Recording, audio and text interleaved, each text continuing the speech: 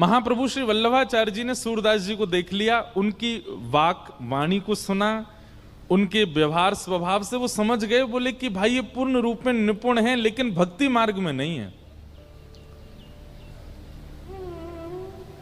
और महाप्रभु जी ने कृपा करके उनको भक्ति मार्ग में, पुष्टि मार्ग में दीक्षा प्रदान की। पहले तो सूरदास जी को दिख जाता था कि भाई कोई की भैंस खो गई है, कहां मिलेगी, कोई ब्याह करना चाह रहा हो कौन ते होगो, कोई की छोरी को ब्याह कहां होएगो, कोई को धन गड़ो भयो कहां रखो, ये सब दिखता था। लेकिन जैसे ही महाप्रभु जी ने कृपा की, अब वो दूसरों का भविष्य न देखने के बजाय नेत्र बंद करके, नेत्र तो थे ही नहीं, अपने अंतस्थ भाव में ठाकुर जी की लीला देखने लगे। एक दिन गोसाई जी ने, एक दिन महाप्रभु जी ने उनको बुलाया और बुला के बोले, सूरदास बैठो, आज कुछ चिंतन करके बताओ कौन सी लीला दिख रही है। कलिकाल में द्वापर की लीलाएं देखते थे। और तब सूरदास जी ने ये पद गाया,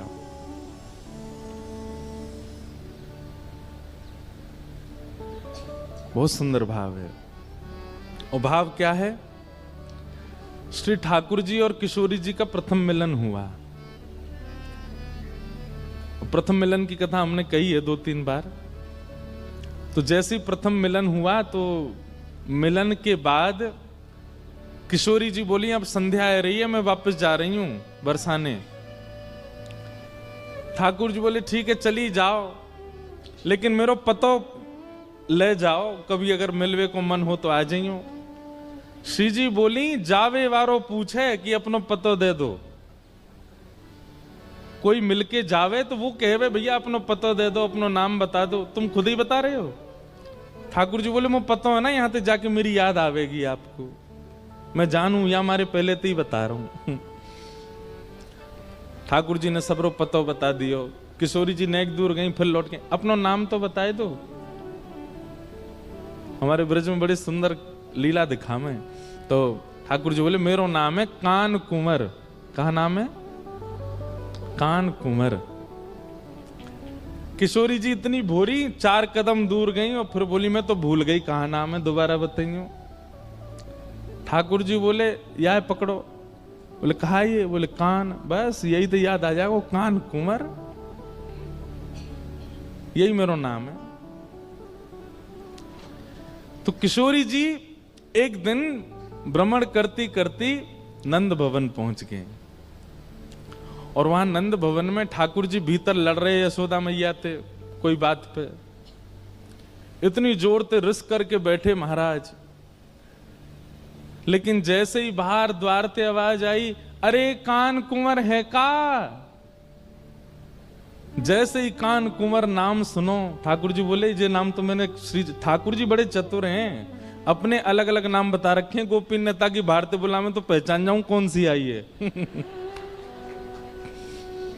ललिता को दूसरो नाम, विशाखा को दूसरो नाम, सबन को अलग अलग नाम बता रखे। जैसे ही भारतीय बुलावे सोई ठाकुर जी समझ जाए ये कौन सी। अच्छा, फिर कोई गोपी के यहाँ चोरी करके आमे, ऊधम करके आमे, तो वाकू भी नाम बता दें। ऐसा कि आके अगर शिकायत करवे घर पे आवेगी तो बाहर ते ही नाम सुन के मैं भाग जाऊंगा पीछे थे, वो शिकायत करवे वाली आई है।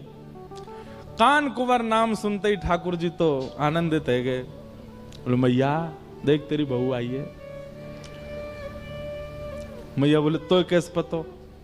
बोले, कान कुंवर बुला रही है मैया, ये नाम मैंने अपनी बहू ही बताया, और जाते मैं ब्याह करना, वही आई है देख। आहा, ये सूरदास जी को दर्शन हो रहा है। किनकी कृपा से? उनके गुरुदेव की कृपा से। और जैसे ही यशोदा में, अब यशोदा मैया लाला को श्रृंगार करें या के तो बहुत पद हैं, पर किशोरी जी को गोद में बैठा के यशोदा जी श्रृंगार कर रही हैं, ये पद सूरदास जी गाते हैं। राधा कुंवरी संवारती यशोमती, राधा कुंवरी संवारती यशो। अब ये तो भैया ऐसा भाव है, या तो नेत्र बंद कर लो और जो जो शब्द कहूं वाकु चित्त में दर्शन करो। छोटी सी किशोरी मोरे अंगना में डोले रे छोटी सी किशोरी मेरे अंगना। नेक्स्ट सी किशोरी जी आई हैं और लाला पहले कह के आए मैया तेरी बहू है। मैया बाहर निकस के आई, जैसे ही किशोरी जी की रूप माधुरी देखी, यशोदा मैया लाला के आगे कोई ना भावे, लेकिन किशोरी जी को देख के लाला वो भूल गई और नेक्स्ट इसी किशोरी जी को अपनी गोद में बैठा रही हैं और सूरदास जी महाप्रभु जी को ये पद सुना रहे हैं। महाप्रभु जी के नेत्र सजल हैं, वहां सूरदास जी के नेत्र सजल हैं और जितने बैठे सबके नेत्र सजल हैं। जसोमती राधा कुंवरी सवारती, यशोमती राधा कुंवरी बड़े बार सीमंत शेष के, बड़े बार सीमंत शीश के, प्रेम सहित निर्वारती यशोमती, प्रेम सहित निर्वारती यशोमती। किशोरी जी छोटी सी हैं पर लंबे केश हैं और ऐसे मधुर केश हैं कि श्री यशोदा मैया धीमे धीमे उन केशन को संवार रही हैं और एक प्रेम को स्वरूप होवे कि जब भी बालक आवे ना, वाको गोद में लेके वाको मस्तिष्क, वाको माथो, वाको सिर सूंघ हो जाए। ये एक पुरानी प्रेम की परंपरा।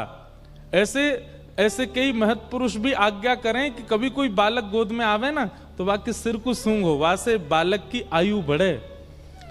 श्री यशोदा मैया किशोरी जी के केश संवार रही हैं और धीमे धीमे उनके सिर को सूंघ रही हैं।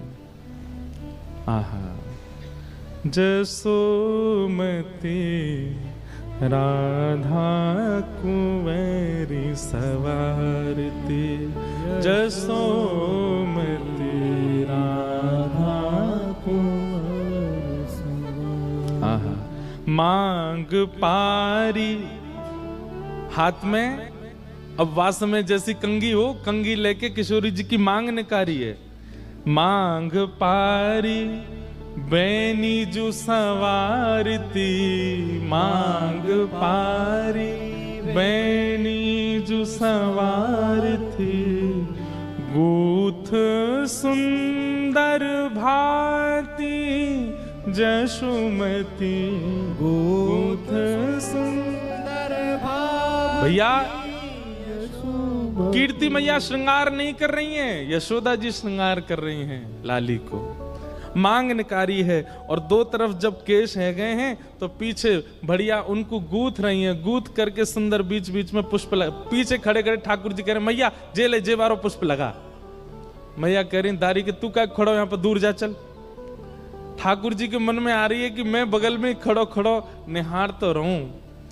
जो जो श्रृंगार यशोदा मैया कर रही है उठा उठा के ठाकुर जी ला रहे हैं। मैया जे लगा दे आके, बढ़िया लगेगी। जसोमती राधा कुंवरी सवारती, यशोमती राधा कुंवरी सवारती। गोरे भाल बिंदु बदन मन, गोरे भाल बिंदु बदन मन, इंदु प्रात रवि कांति यशोमती, इंदु प्रात रवि कांति यशोमती। किशोरी जी के गोरे मुखमंडल पर जैसे ही यशोदा मैया ने बिंदी लगाई है तो पता कैसा लग रहा है, जैसे सुबह सुबह के सूर्य उदय होते हैं वो उग्र नहीं होते, सुबह सुबह के सूर्य जो होते हैं वो पीले नहीं होते, सुबह सुबह के सूर्य जो हैं वो लाल होते हैं। तो जैसे मानो प्रातः काल ब्रह्म मुहूर्त के बाद जैसे ही सूर्य उदय होने लगता है, किशोरी जी के माथे पर बिंदी पधराती ऐसा लग रहा है जैसे सुबह सुबह के इंदु प्रकट है रहे हों, सूर्य प्रकट है रहे हों। आहा, सारी चीर नई फरियाल सारी चीर, नई फरियाल। छोटी सी किशोरी जी हैं, बड़ी सी साड़ी है तो बीच में तो फाड़ के सुंदर सी फरिया बनाई है और फरिया बना करके पहना रही हैं। सारी चीर नई फरियाल सारी चीर, नई फरियाल अपने हाथ बनाई यशोमती, अपने हाथ बनाई यशोमती। अंचल सो मुख पहुँच अंग सब, अंचल सो मुख सब, अपने ही ले पहराई यशोमती, अपने ही ले पहराई यशोमती। राधा कुंवरी सवारती यशोमती, राधा कुंवरी सवारती। किशोरी जी को श्रृंगार कियो है, छोटी सी फरिया अपने हाथ से बना के पहनाई है, सुंदर केश गूंथ दिए हैं, माथे पे एक बिंदी धरी है, सुंदर सुंदर चूड़ी पहनाई है। ठाकुर जी चंदन लेके आए, मैया जैसे मेरी पत्रावली बना वैसे बना दे या क्यों। किशोरी जी के सुंदर पत्रावली यशोदा मैया ने बनाई है।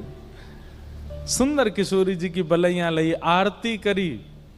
अब किशोरी जी कहने लगी अब शाम है गई, मैं जाऊं, मेरी मैया खोज रही होगी।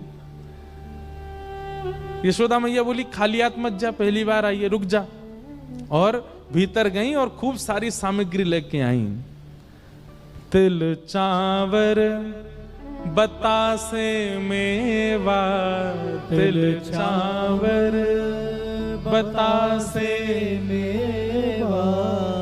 दियो कुंवरी की गोद यशोमती, दियो कुंवर की गोद यशोमती। शूरदास राधा तन चितवन, सूरदास राधा तन चितवन। सूरदास राधा तन चितवन, सूरदास राधा तन चितवन। जसुमति मन तन मोद यशोमती, यशोमती कहाँ। किशोरी जी जैसे ही एक अपने पल्लू जैसे आगे करो, छोटी सी हैं, और वही में तिल बतासे आदि और भी कई सामग्री धर के यशोदा मैया ने एक पोटली सी बना दी और श्री जी वाकू लेकर के जैसे ही चल के जा रही हैं। आहा, अभी तक तो किशोरी जी लाला कोई मन हरण कियो करती, पर आज तो यशोदा मैया कोई मन हरण कर लियो है। सूरदास जी कह रहे हैं सूरदास राधा तन चितवन, सूरदास राधा तन चितवन। यशोमती तन मन मोद यशोमती, यशोमती तन मन मोद यशोमती। राधा कुंवरी सवारती यशोमती, राधा कुंवरी सवारती। जैसे जैसे किशोरी जी आगे पग धर रही हैं, यशोदा मैया एक टक निहार रही हैं। कैसी चाल, कैसी धाल, कैसे छोटे छोटे पाम, कैसी छुम छुम करती सी जा रही है।